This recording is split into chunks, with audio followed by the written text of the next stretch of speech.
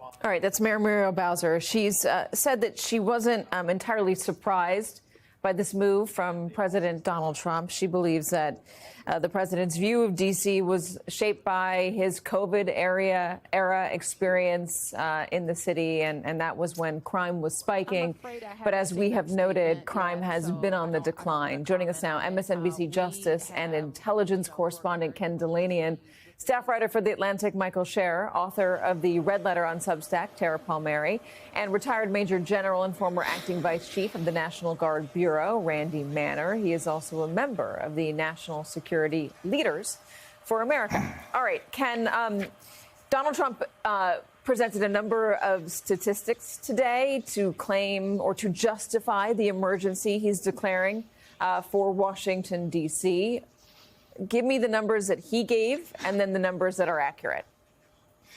Yes, and before I answer that, Katie, I just want to say that I think the news out of that presser by the D.C. mayor is that clearly she and her lawyers don't believe they have legal grounds to challenge President Trump's declaration of an emergency, which is interesting because she doesn't think there's an emergency, but it shows you that the federal law and the D.C. Home Rule Charter is written in such a way that gives the president broad latitude here. And D.C. appears to be essentially surrendering and saying, we'll try to work with the federal government. That was remarkable. But to answer your question, Donald Trump, I don't remember exactly the specific stats he cited. He compared D.C.'s murder rate to Bogota, which I actually looked it up. Bogota, Colombia does have a lower murder rate than D.C., but he portrayed D.C. as a city awash in crime, in crisis, a place that's unsafe to walk the streets. That's just not true. And those of us who live and work here know that that's not true. And you cited the stats. In January, the Justice Department issued a press release and said that violent crime in D.C. had hit a 30-year low. Now, murders are not at a 30-year low, but murders have declined to their pre-pandemic level. And that was January. There's newer crime stats out that show that crime during this year has declined even further. Is there still too much crime in D.C.? Of course there is. And there's a couple of discrete issues. There's been a juvenile crime problem, particularly with carjackings, and they spiked in 2023. And that's what got us here, right, was a carjacking of a young staffer, a DOJ staffer, who was bloodied and beaten by a group of juvenile offenders. And that is still a problem, although those numbers are going down. And there is an issue, there's a legitimate issue, a debate in D.C. about whether D.C.'s legal system is tough enough on juvenile offenders, particularly those who commit gun crimes. But that's not going to be solved by federalizing the D.C. police force or flooding the streets with National Guard. That requires a change in the law.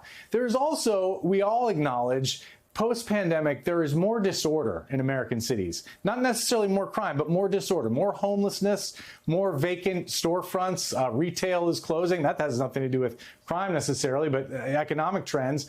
Where NBC and MSNBC have their offices near Union Station, which is the train gateway to D.C., that place used to be full of stores and retail. It's no longer. There's a lot of homeless people there. There's a lot of vagrancy. There's a lot of disorder. And that gives people a sense when they walk the streets of cities and they see that this is not necessarily a safe place. I've talked to criminologists about this, and they say those two things are not necessarily linked. We're seeing a decline in crime and an increase in disorder. And Donald Trump is very cleverly exploiting that, the concerns about that and about the juvenile issue, to suggest that crime is out of control and the only answer is to take over the D.C. police force. These are complex issues, and it's very unlikely that a month of a state of emergency and federal troops on the streets are going to solve them anytime soon. That is such a good point. Using these discrete issues or discrete images or discrete, areas of a city to claim that there is general disorder and general violence and that it's unsafe and that it is an embarrassment, as Donald Trump says when he has other state leaders visiting. I wonder if this is what we're going to end up seeing in other cities. I mean, we've seen a version of it already, Michael, in Los Angeles, with discrete images used by the administration to claim that there is mob violence attacking not border officials, but immigration officials as they're trying to pursue detentions, pursue arrests. Do you expect to see that also in Chicago now, in New York City? I mean, residents of New York have been scratching their heads wondering at what point Donald Trump is going to come into this place and try to claim that he's, cleaning up the streets and making it safe to be in New York City again. So far, we haven't seen any federal troops here. Yeah, I certainly do expect it. It was a promise of his campaign, as you cited earlier. When you comes to Donald Trump, you have to distinguish between the policy problems and the policy solutions and the television show. And, what we saw in California a few weeks back was mostly a television show. There was some disorder on the street. He sends in the National Guard. He activates the Marines. But basically all they did was stand by a building. They didn't really do anything while they were there to solve the policy problem. I was with the president yesterday as his motorcade left the White House and went to Sterling, Virginia to his golf club. And I remember driving by a group of tents by the freeway that you get on before you cross the river and thinking to myself, oh, he's going to see that because that's where the motorcade came. And I think if you listen to what the president has been saying, a lot of what he is upset about are those sort of optics. And he has the power to push back with his own optics. There were a lot of tent cleanups around the time of the transition. There was a change, I think, in how D.C. was dealing with the homeless or the visibility of homelessness. And I expect you'll see more of that. But there's not a lot federal troops can do or federal law enforcement can do. I mean, we have images today of DEA agents in flak jackets walking along the National Mall alongside joggers. I mean, the National Mall is not a dangerous place during the day. There's not a lot of crime there. But I think that's what's going on here. He has a lot more power to do it in D.C., and I expect he will move to other cities, but he's going to face bigger legal hurdles if he tries to do the same thing in other cities. I wonder, Randy, if this is a good use of the time of National Guard troops. I mean, is there something else they could be doing if it were not for Donald Trump trying to deploy them to the streets of Washington, D.C.? So this is absolutely a made-up requirement. There is no emergency that requires National Guardsmen to be deployed. If you just apply the same logic to this deployment, remember that Trump was president when he did not call out the Guard on January 6th. Yet there was absolute violence at the Capitol. There were policemen being injured seriously. It was a terrible situation. He refused to call out the National Guard. This is one more indication of where he is creating a diversion for the American people to put armed soldiers on the streets the same way he did for Los Angeles. This is actually a very dangerous continuation of his policy. He uses it to divert from the Epstein files, to divert from the poor new jobs listing or the new jobs that have been created and other economic factors that are impacting the average American. This is pulling soldiers away from their federal requirements, as well as their ability to prepare for disasters such as when the first hurricane hits the United States. We have limited resources in our National Guardsmen. Again, they are pulling them away from the Guard, from their civilian jobs. They're pulling them away from their families for a completely made up, quite frankly, TV show situation to divert our attention.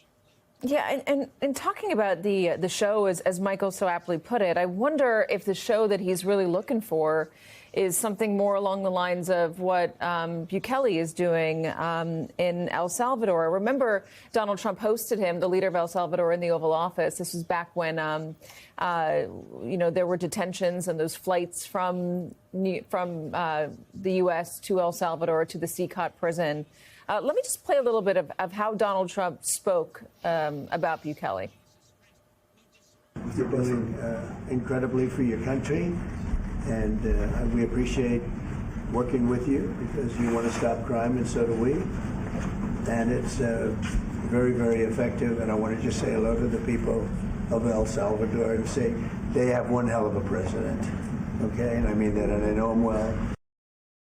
El Salvador was a dangerous place, Tara, and then Bukele took power, and he has been putting a lot of gang members in prison, but there isn't due process in the same way there is here in the United States. You can't defend yourself. You can't say, hey, listen, I think you got the wrong person. You were thrown away in that jail, and you never come out of it. I mean, it's been said the only way you're coming out of that jail is in a coffin. The streets are a whole lot safer in El Salvador, but the process by which they've become safer is not a democratic process.